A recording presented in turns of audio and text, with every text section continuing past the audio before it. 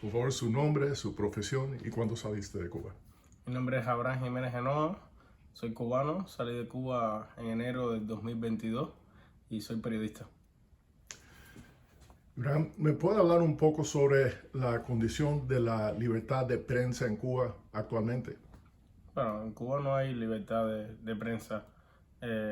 Por ley hay un solo partido, el Partido Comunista, y por ley ese partido él tiene a su disposición todos los medios de comunicación del país, todas las revistas, todos los periódicos, todos los canales de televisión, todas las emisoras de radio. Es decir, para hacer periodismo en Cuba solo se puede hacer bajo esa sombría legal. Hacerlo fuera de ese lugar te implica caer en la ilegalidad y ser un delincuente. Y obviamente entonces dentro de esos ecosistemas de medios no hacen prensa, lo que hacen es propaganda. Entonces es un país que obviamente no existe la libertad de prensa. Pero a pesar de eso, hay un sector de periodismo independiente. ¿Cómo es que eso ha podido sobrevivir y hasta qué nivel ha podido llevar la información a la población en Cuba comparado con la población internacional? Bueno, a lo largo de los últimos, sobre todo 30 años, nació una generación de periodistas independientes que en un inicio eran opositores y que tomaron el periodismo independiente como herramienta para hacer oposición, ¿no? Para denunciar lo que ocurría, las atrocidades de la falta de derechos humanos en Cuba. Pero en el año 2015, con la llegada de Internet, cambió por completo el ecosistema social del país. Yo soy hijo de esa generación. Internet nos permitió crear nuevos medios independientes.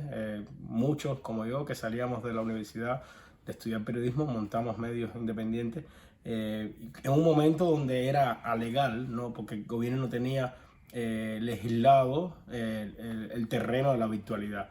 Una vez que el gobierno, obviamente, muy rápido se dio cuenta que nosotros estábamos contando todas las zonas oscuras que no habían sido contadas durante décadas, nos fue encima y, bueno, de alguna manera nos echó al exilio a todos esos medios que nacieron entre 2015 y 2016.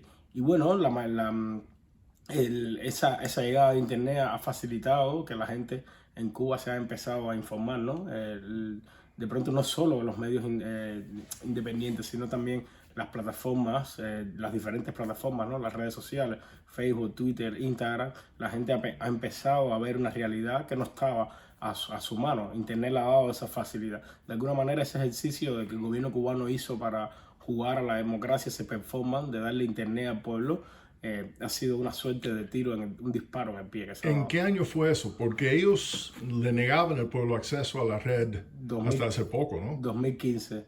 Finales de 2015 comenzaron los primeros brotes de Internet, ¿no? Pusieron en 33 plazas públicas antenas Wi-Fi y luego empezaron a aumentarlas y a la altura de 2019 ya lo pusieron en los teléfonos.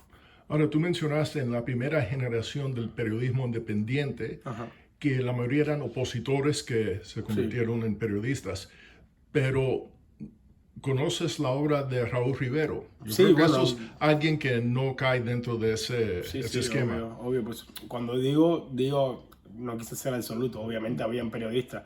Raúl Rivero no es solo periodista, también es uno de los intelectuales más grandes de los últimos años en Cuba.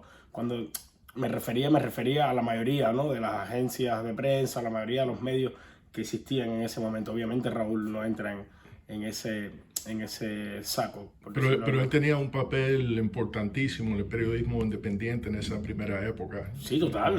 Es uno de los pioneros, obviamente. Por supuesto. Okay. Y bueno, usted hace poco que tuviste que salir de Cuba. Todavía hay una presencia de periodismo independiente a pesar de las leyes que se han puesto más estricto. ¿A qué se debe eso? Que a pesar de esas nuevas restricciones todavía permanece un periodismo independiente operando dentro de la isla. Bueno, no es tan así. La mayoría de los periodistas independientes, al menos de mi generación, están en el exilio. Queda muy poca gente en Cuba, muy pocos periodistas ejerciendo la profesión desde dentro. Lo que pasa que a diferencia de otras generaciones, los que hemos salido afuera al exilio hemos seguido haciendo periodismo desde el exilio, pero in situ queda muy poca gente, contados con los dedos de las manos. Y yo creo que los que quedan y lo siguen haciendo y los que nos hemos ido y lo seguimos haciendo, lo hacemos porque justamente si no nosotros contamos Cuba, nadie la va a contar. Y entonces es una manera de seguir diciéndole al gobierno, al régimen cubano, que no hay manera de callarnos, que no hay opción. Sí, porque hemos visto que hay burós de periodismo internacional en Cuba, pero el nivel de autocensura es algo impresionante. No sé si puede hacer algún comentario sobre Sí, eso. bueno, a lo largo de los últimos años han permanecido en Cuba varias corresponsalías, ¿no? Sobre todo agencias de noticias FP, EFE, AP, CNN, pero bueno, todo esto sabemos que no hacen periodismo, porque justamente hay una institución que es el Centro de Prensa Internacional, que es quien auspicia, digamos, la corresponsalía, o prueba o no qué medio extranjero puede contar la realidad de Cuba. Y todos estos corresponsales llevan más de 15 años, incluso viviendo en Cuba. Entonces, tratan aconteceres ya trillados, es decir, no pueden contar digamos, las intríngulis más duras de la realidad del país. Bueno, última pregunta. Una cosa que me ha llamado la atención es con los pocos que quedan en Cuba, siguen usando sus nombres, están transparentes, se identifican. Pero yo he visto en Estados Unidos, por ejemplo, que los periodistas cuando trabajan un tema muy sensible buscan mantener confidencialidad de las fuentes. Y la pregunta es, si las leyes son más draconianas y no hay la posibilidad de tener un periodismo independiente donde dan su apellido, ¿no se puede tener una posibilidad de quizás tener gente desde afuera tomando los artículos con fuentes confidenciales dentro de Cuba y seguir ese flujo de información? ¿O hay algo que impide ese tipo de estrategia? Bueno, ese tipo de estrategia lo impide la propia naturaleza de cómo es el ejercicio de ejercer la profesión dentro de Cuba, el periodismo, quiero decir. Justamente ser periodista independiente significa no existir. Si tú no le puedes tocar la puerta a ningún funcionario público, a ningún ministro, porque tú no existes, porque no estás reconocido como periodista. Entonces es muy difícil tener acceso a las fuentes de información.